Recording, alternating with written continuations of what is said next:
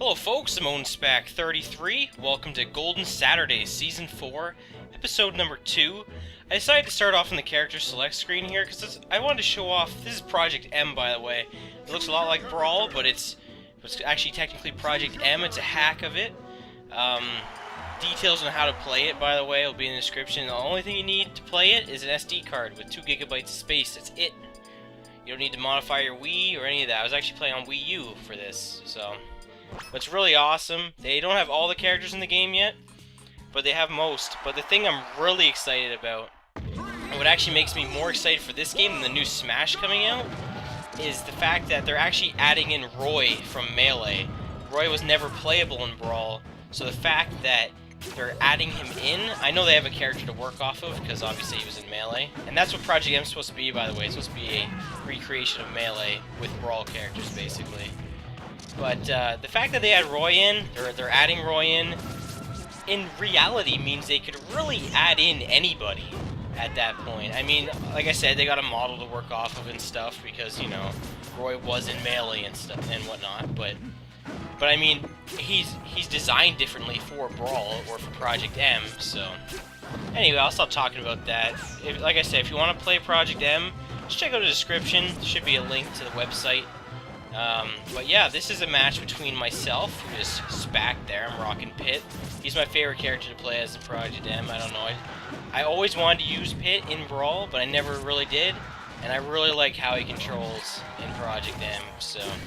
I mean, I've done a video of this before, with me and TM. TM's main, TMSon there, but TMSonic1228, of course. His main is Charizard. It's really cool how the Pokemon from Pokemon Trainer are actually all their own characters, so I think that's really cool.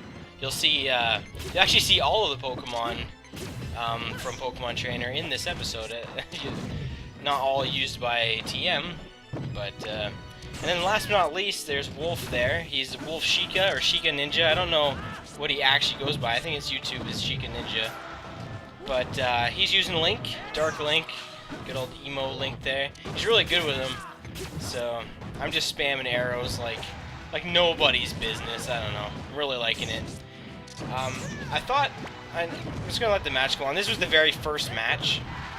Also, if you don't notice, we're playing on Hyrule Castle from N64. You're gonna see some other maps. I think all the maps, yeah, all the maps in this video are you can't play in Brawl. They're in Project M. I'd say exclusive to Project M, but clearly this map was from the N64 game. But yeah, all the maps you can technically are only playable in Project M.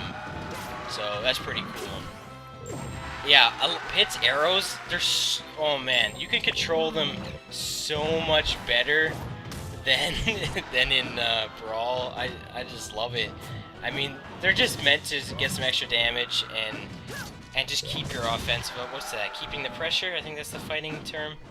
Because, you know, I try to make Melee like a fighting game, right? But yeah, I really love how Pit controls. Charizard's awesome. Definitely a lot more power behind him. There's some GSAT hype right there. The official hashtag of Golden Saturdays, GSAT. I'm gonna try to start using that. But yeah, Charizard just feels like, you know, he's a dragon, so he's got some power behind him. He's pretty awesome.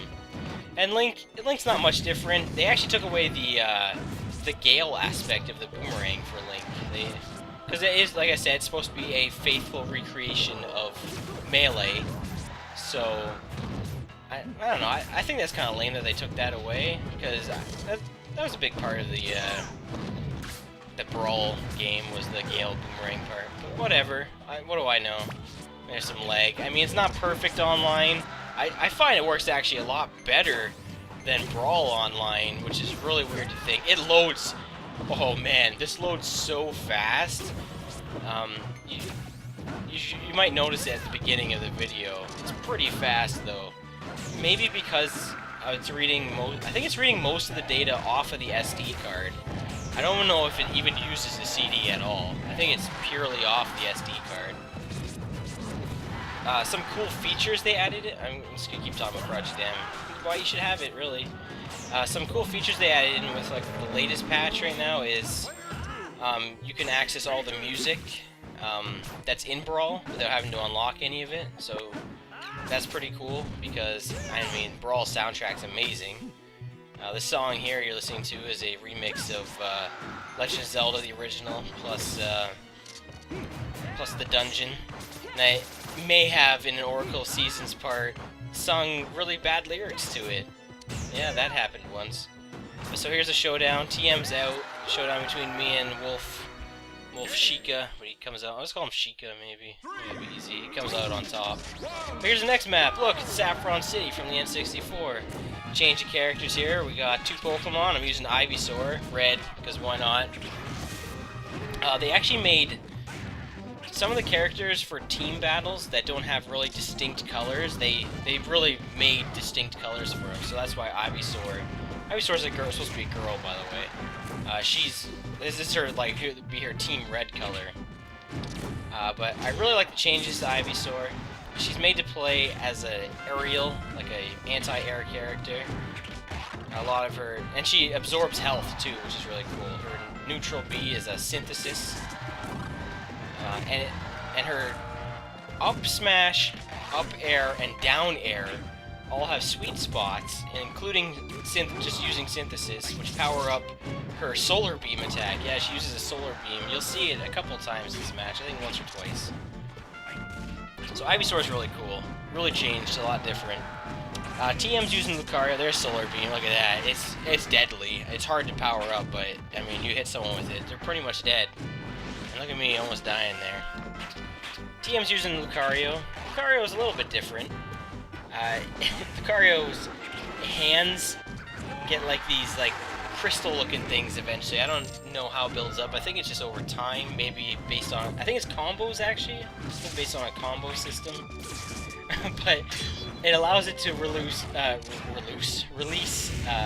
its Aura Ball attack, but like in a huge one, almost like a Dragon Ball Z Spirit Bomb-esque attack. You might see it here in a second here because. TM has the hands going there. You might see it in a second here. There it is. Yeah, huge attack. Then Wolf over there using Rob. I don't think Rob's changed too much since his melee version. I haven't really used Rob, so I can't tell you a whole lot of differences.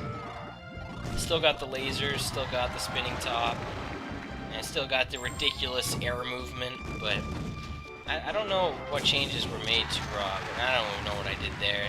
Should have done a little air dodge. But yeah, look, Saffron City from the N64. How neat is that? I feel like I was talking about something before we got into this, but I don't remember at all, so it's not important, I'm sure. I think I was gonna... Oh, there we go. Look, I got another solar beam ready. I don't know if I hit anybody with this one. Yeah, Ivysaur drains health with her grab attacks, and she can also just recover health with synthesis. Nothing special, it's just 1% per, like, 2-3 seconds per tick, I guess you could say. Any MMO players out there. But yeah, Ivysaur is really cool to use. But really complicated. Just getting that solar beam powered up is hard. It's kind of like predictable too, because you're pretty much what you're doing is powering up solar beams, so your opponent's going to know the kind of attacks you're going for. So, I mean, only 3 of her attacks power it up, plus synthesis. But I mean, 3 of her actual attacks are the only attacks that actually power up solar beam. So we gotta be getting close to the end of this match. Yeah, we're pretty close. This is like a 15-minute episode here. Golden Saturday is going to feature... I think I was going to talk about this. I actually have my games right to my left here, but you can't see that, obviously. Of all the games I can actually play for Golden Saturday, I don't have 360 Xbox Live anymore. I don't know when I'll be getting that back, if I'll be getting that back. But this match is really close here. I actually survived the Spirit Bomb there. I don't know how. I guess this stage is pretty large. I'm just going to take advantage. If team's just going to do that, I just use synthesis, you know, get some health back, power up solar beam a bit. You know, with Ivysaur, let the opponent take the fight to you. If you're nowhere near them, take the opportunity to get some health back, right?